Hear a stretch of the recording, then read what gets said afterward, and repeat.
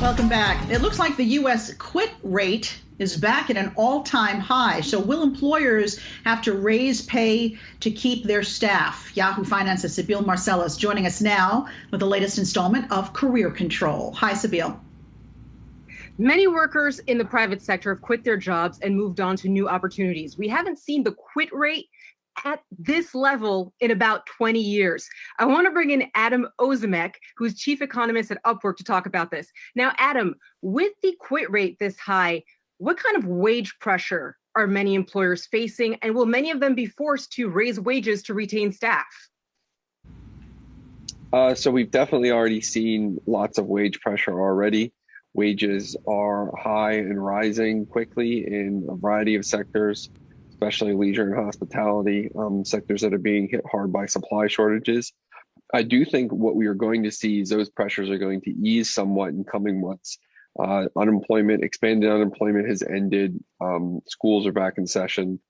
The pandemic will be increasingly fading. So I do think that we're going to see a lot more people coming back looking for work, and we should see some of those pressures easing. And what's driving the quit rate? Well, there's a lot of factors. I would divide the labor market in half. If you focus on sort of the lower skilled part of the labor market, a lot of it had to do with unemployment insurance being expanded, childcare needs, and general discomfort with coming back to work during COVID. Also, people had accumulated savings from stimulus spending and from UI, and that gave them sort of the luxury to wait and not necessarily need to get a job as quick as they otherwise might have.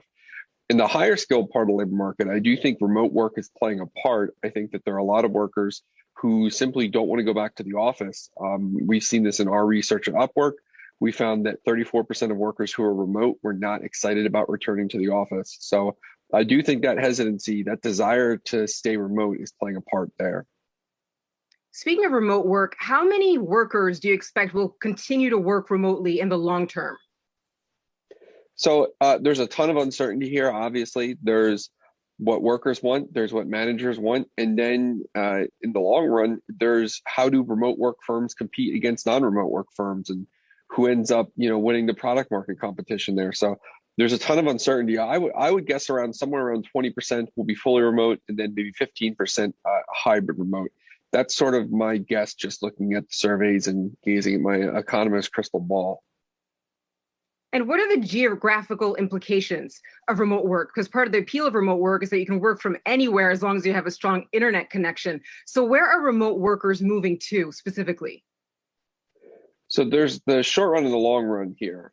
In the short run, what we've seen is a lot of people moving outside of major cities. So out on the outskirts of New York City, San Francisco, they're going from living in the city to living outside the city, because they think they may need to commute to the office a few days a week.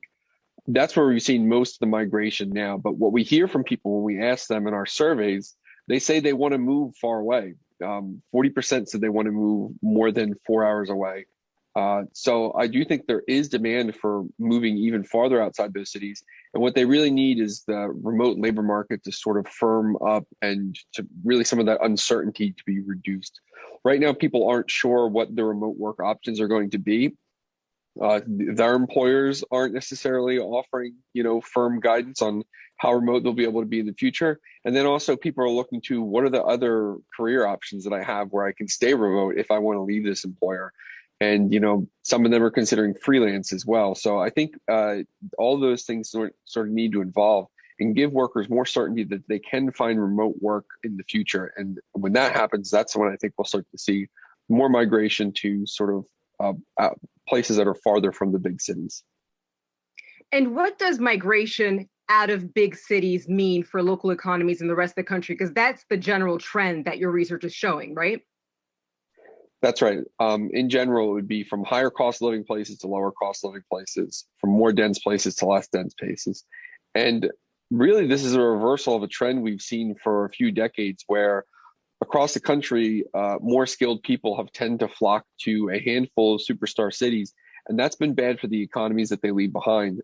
It leaves those economies with weaker housing markets, fewer skilled individuals, fewer entrepreneurs. And I think remote work has the chance to, sort of equalize things a little bit more. and send those skilled people back to those communities if that's what they want.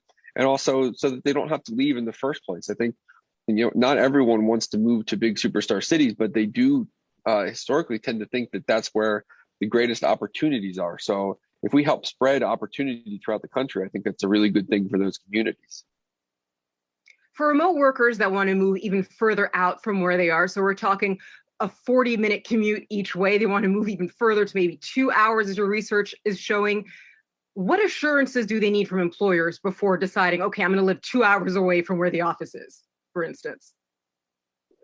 Yeah, I mean, if their employers are very serious about remote work, that helps, but also outside options matter. So it's not just what your employer is doing, but what other employers are doing, people who you might potentially work for in the future. And also, if you can find remote freelance work, that's another thing that can bring certainty as well. It's not just about, can I work for my current company now remotely, but do I think that I will be able to find other remote jobs in the future? And is there really a remote labor market out there?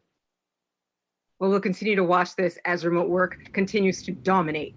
Adam Ozimek, great to have you on. Thanks so much.